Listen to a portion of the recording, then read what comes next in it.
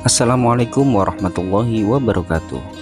Pada sesi kali ini kita akan membahas kelanjutan dari bab 5, yaitu tentang keteladanan Rasulullah SAW dan sahabatnya. Sebelum kita mulai pelajaran kita, mari kita berdoa terlebih dahulu. A'udzu billahi minasyaitonir rajim. Bismillahirrahmanirrahim. Rabbi zidni ilma warzuqni fahma. Pada pertemuan kali ini kita akan konsentrasi membahas tentang keteladanan sahabat Nabi Muhammad SAW. Sahabat Nabi Muhammad SAW yaitu Abu Bakar, Umar bin Khattab, Utsman bin Affan, dan Ali bin Abi Thalib. Keempat tersebut disebut dengan Khulafaur Rasyidin. Kepemimpinan Abu Bakar. Abu Bakar adalah khalifah pertama setelah Nabi Muhammad SAW wafat. Beliau dilahirkan pada tahun 571 Masehi. Nama lengkap beliau adalah Abdullah bin Abi Quhafa At-Taimi. Gelar Abu Bakar diberikan oleh Nabi Muhammad SAW karena ia adalah paling cepat masuk Islam. Sedangkan gelar As-Siddiq diberikan karena ia selalu membenarkan Nabi Muhammad SAW dalam berbagai peristiwa, terutama membenarkan peristiwa Isra dan Mi'raj. Abu Bakar memimpin dari tahun 632 Masehi sampai dengan 634 Masehi. Abu Bakar senantiasa meneladani perilaku Nabi Muhammad SAW dalam menentukan keputusan. Beliau selalu mengajak para sahabat untuk bermusyawarah. Beliau sangat memperhatikan rakyatnya. Beliau selalu membantu rakyat yang kekurangan. Untuk kesejahteraan rakyatnya, beliau mendirikan Baitul Mal, yaitu suatu lembaga yang mengurusi kas dan keuangan negara. Selanjutnya, kepemimpinan Umar bin Khattab.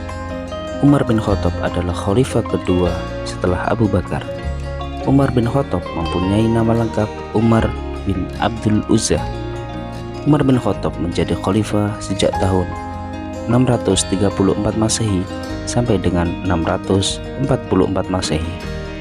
Beliau seorang pemberani, jujur, adil, tegas, bijaksana, dan bertanggung jawab terhadap rakyatnya. Beliau juga seorang pemimpin yang hidup sederhana dan suka bermusyawarah. Misalnya, suatu ketika Khalifah Umar bin Khattab menyuruh anaknya untuk mematikan lampu di dalam ruangan atau kantor khalifah, karena lampu itu dibiayai oleh negara, sedangkan kedatangan anaknya untuk keperluan pribadi keluarganya.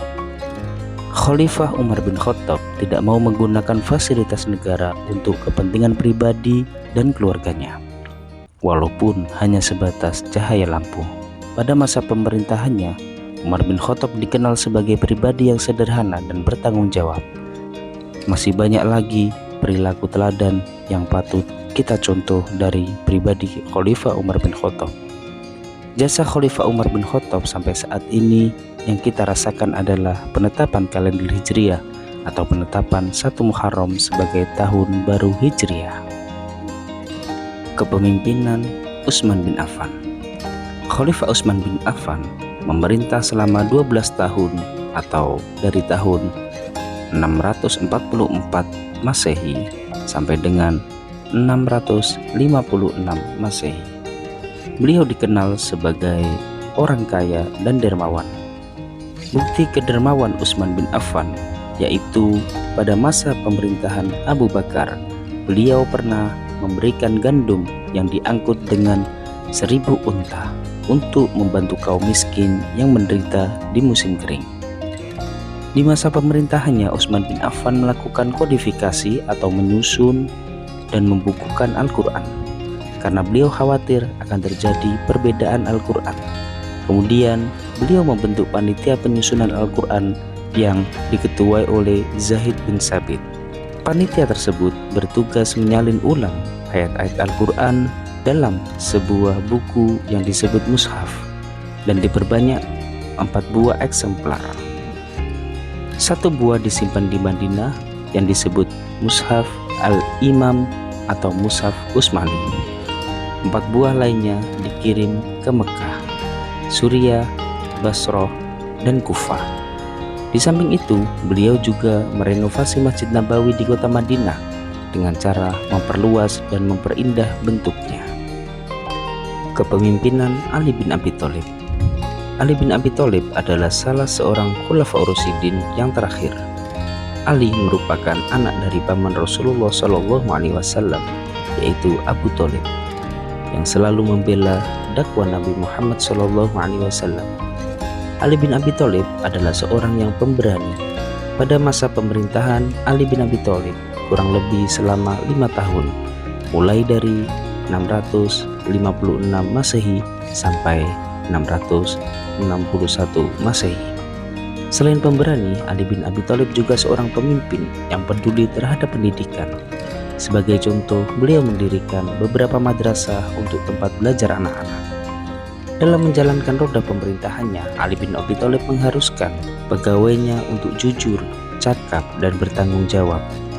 Beliau juga memajukan bidang ilmu bahasa, serta mengembangkan bidang pembangunan, terutama di kota Kufa sebagai pusat ilmu tafsir, ilmu hadis, ilmu nahwu, dan ilmu pengetahuan lainnya.